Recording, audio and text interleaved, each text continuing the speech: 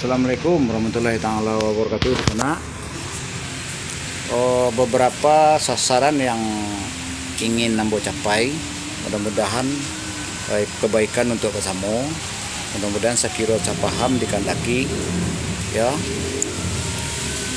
Makanya ambo himbau di sana berdialog sejarah di awal perkenalan, karena di dalam sejarah itu bisa dipetik 5S.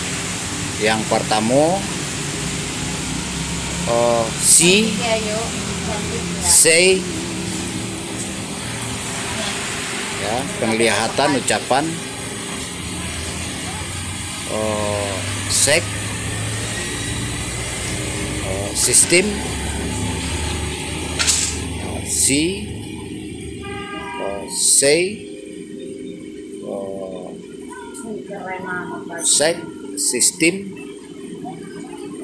lalu sound. Nah, jadi kalau suatu negara atau suatu bangsa, suatu paham ingin mencaplok, ingin menguasai sesuatu daerah, maka digodalah dengan 5S tadi. Plus story, historis, sejarah suatu wilayah, bukti-bukti nyatanya yang bakal menjadi tauladan bagi keturunan selanjutnya dihilangkan, dimodifikasi. Nah, inilah yang terjadi di Provinsi Sumatera Barat, Tenggala Seraya, hampir seluruh Nusantara. Nah ya, jadi program Bima S ini adalah program sedari zaman dahulu, malahan sampai saat ini berkelanjutan. Dirusak penglihatan, ucapan, dirusak lewat suara, dirusak lewat sek, dirusak lewat sistem.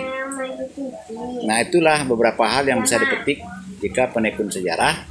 Dan sebagai penekun sejarah tentu saja narasumbernya berbagai macam, dari buku, pembuktian buku, bedah buku, turun ke lapangan, ke lokasi yang dimaksud oleh sejarah.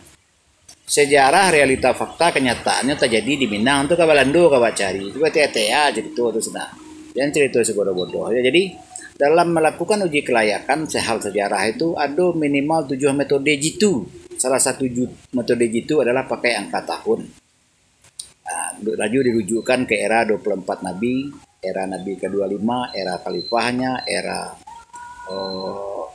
Bani, era kekhalifahan Turki Ottoman dan lain-lain, era kerajaan Minang. Bonde itu di sana free copy passer sana ya.